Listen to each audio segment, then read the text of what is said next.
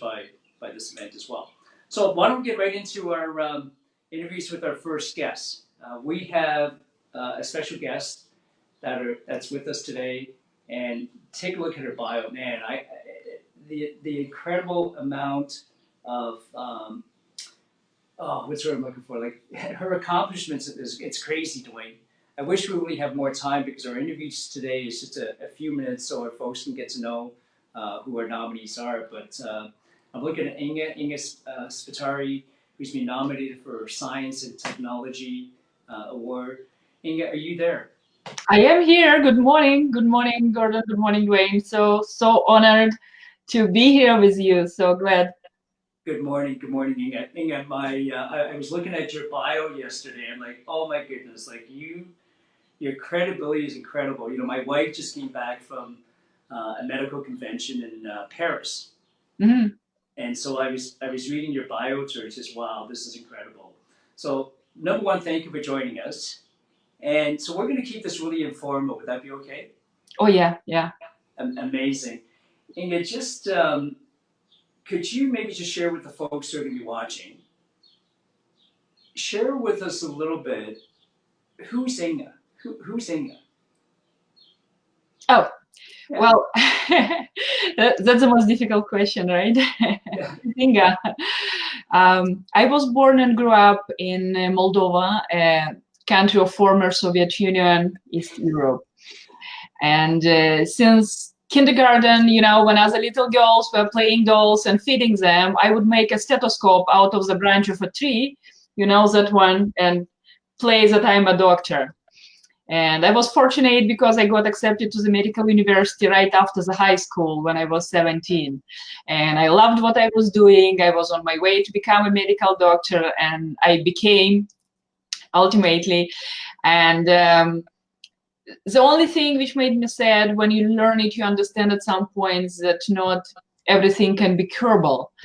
And somewhere I saw at one subject that there was alternative medicine, acupuncture, which could help with those chronic issues which Western medicine really cannot.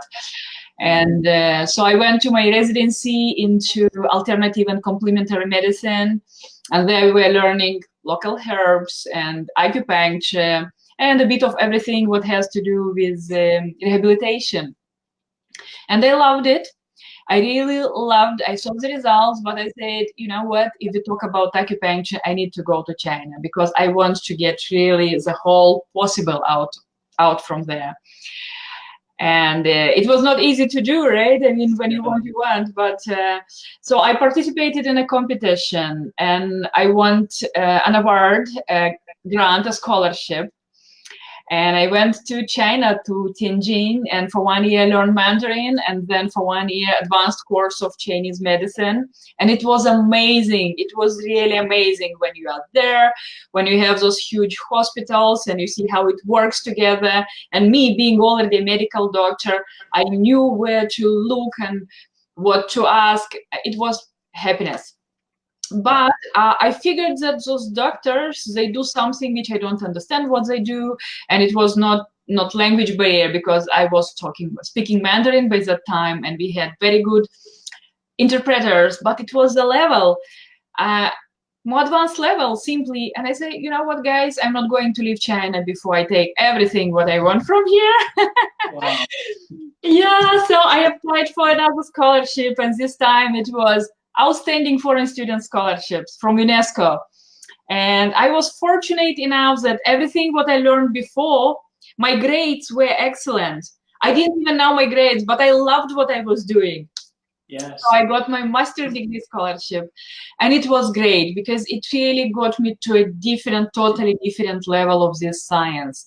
And when you do it in China, and when you do it really as a degree, you see the connection between Western medicine, between acupuncture, because you use those blood tests, MRI, a lot of tests which show you that, look, guys, it works, it really does.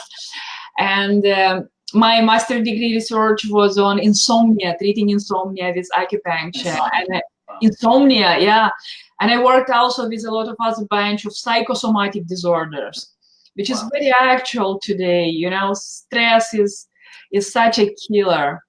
Interesting. Inga, I play ball hockey, not ice hockey, and one of the guys on our team this week, he's constantly injured, and he said he actually discovered that his injuries may be because he has insomnia.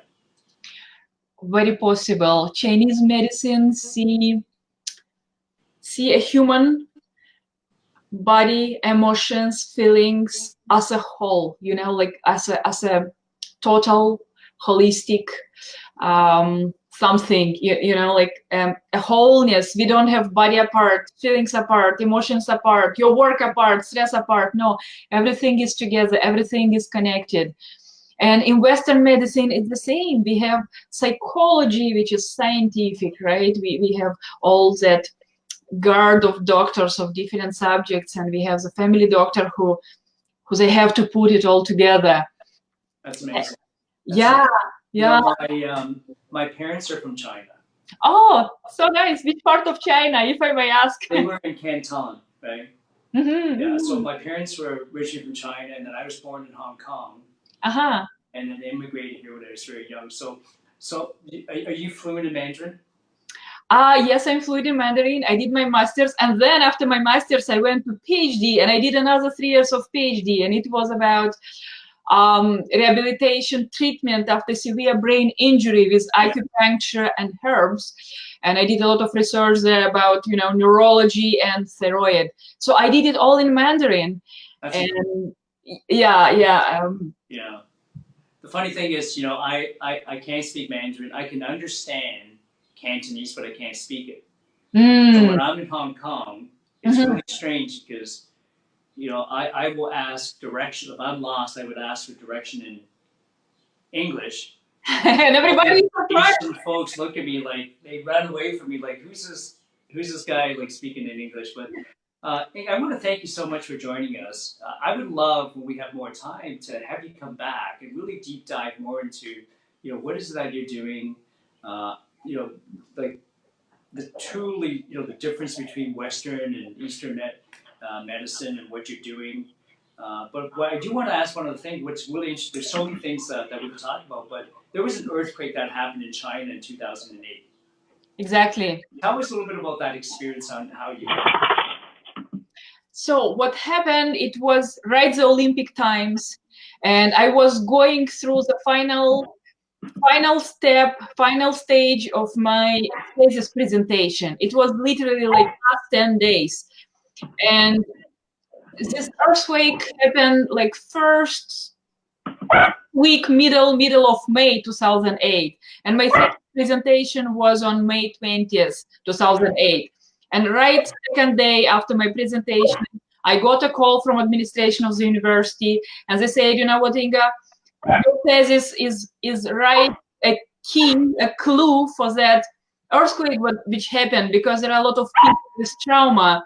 So we need a very concise abstract about the principles of treatment, and like the treatment only, you know, no research part, only the practical part, because we went to upload it on our website, send it to the people so that they would use. And yeah, that's what we did. And I was really touched, because, you know, such an honor, and you feel so sorry for those people. And at the meantime, you can contribute at least a little bit by your work which you did during those 3 years before. Wow, that's incredible, folks. This is Inga Spatari. She's a PhD, and just absolutely incredible what she's doing. I believe your practice is up in Vaughan, right? Up in Vaughan. Yeah. My practice is in Vaughan. That's amazing. Thank you so much for joining us, and please go take a look at her full bio on Waterfront Awards, and you'll get to see everything. You know, everything she's done. It's incredible. And don't forget to vote for it, because voting is going to end this Sunday on the 14th. Inga, before you go, could you maybe share with us what's the number one thing you're most looking forward to next week at the red carpet gala? Well, what I'm looking for is to meet people the same driven as myself. People who with daily steps make the world change. You know, make the world to become a better place. People who the same like me now are involved in some processes, because yes, I had my part of science back in China, but I'm still into it. I'm still into great scientific projects right now. And I know that people who are there, they're into something. And I'm really looking forward to meet them, to connect, to celebrate the success and the drive. Yes. That's amazing. Yeah, there's so many amazing women, and so the diversity is incredible. And I'm looking forward to meeting you as well. So, folks, please, get your VIP ticket and come and meet Inga in person next Friday. Thank you so much for joining us. Thank you so much, Gordon. Thank you so much, Dwayne. Honored and pleasure to be together to be today with you. Thank you. And we have we have a couple more minutes. I know it's almost 10:30. We have a couple more minutes. Laura hasn't quite joined us yet, so if you wanted to stick around for a minute and continue to chat while we're waiting for Laura to join us. Absolutely. You've been featured. You published journals, I believe. You've been featured in television, etc. I mean, your credentials is huge. Mm-hmm. And then at the same time, there are folks who would say, "Yeah, but it's Eastern medicine." What would you say to somebody like that? This is the biggest challenge of Eastern medicine today, but I'm a Western medicine medical doctor, so I have my arguments to everything. Exactly. I'm this particular person who you can't confuse easily because I have my scientific background. So what I usually say, look, people, 3,000, 4,000, 5,000 years ago, there was no ultrasonography, there was no blood test, there was no modern technology, no modern vocabulary. Wow. Our ancestors at that time, they had to manage with very simple things which they could. So they explained all the mechanism in a sort of spiritual, I would even say shamanic way, right? But at that time, it was a science. And hey, if you think the Hippocrates, the father of medicine, he was basing his medical approach on 4 substances. Right? Okay, 5 medicine speaks 5, but it's the same, it's very naturalistic. And he was treating with herbs and minerals. And then another big medical authority, Galen, he was treating with herbs. And even Western medicine today, we speak about reflexology, with all kind of physiotherapy, with chemical pills, but chemical pills, many of them come out as extract from the plants. Yes. So actually, it's pretty much the same, and that's one of the projects which scientific technology which I'm working now on. Like, I'm a part of a team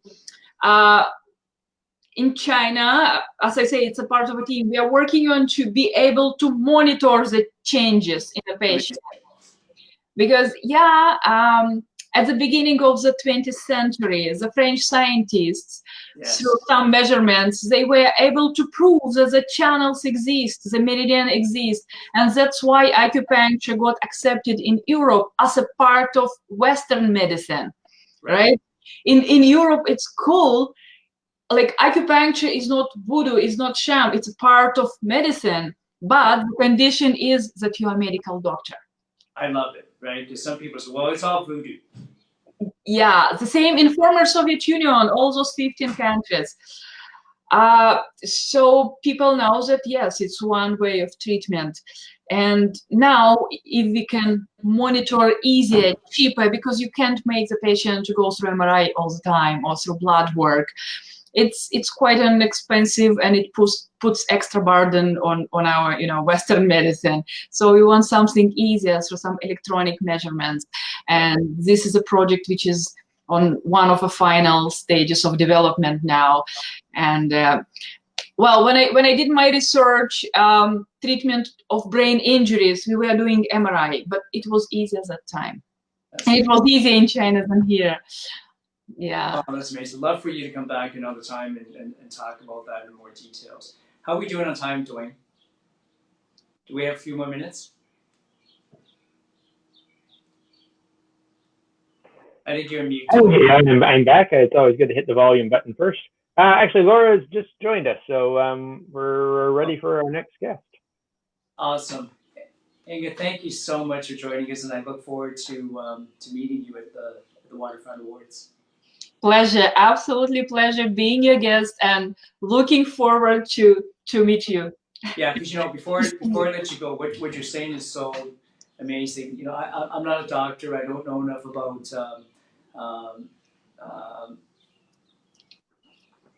about what you talked about, but a friend of mine has been drinking a tea, and I'm not going to say what kind of tea it is, but he lost 105 pounds. Oh, very 105 good got result. his life back. He's off like so many of his medications. So love what you were talking about. So yeah, would love for you to come back and deep dive more into running from you. Thank you. Thank you so much. Thank you. Back to you, Mr. Richard.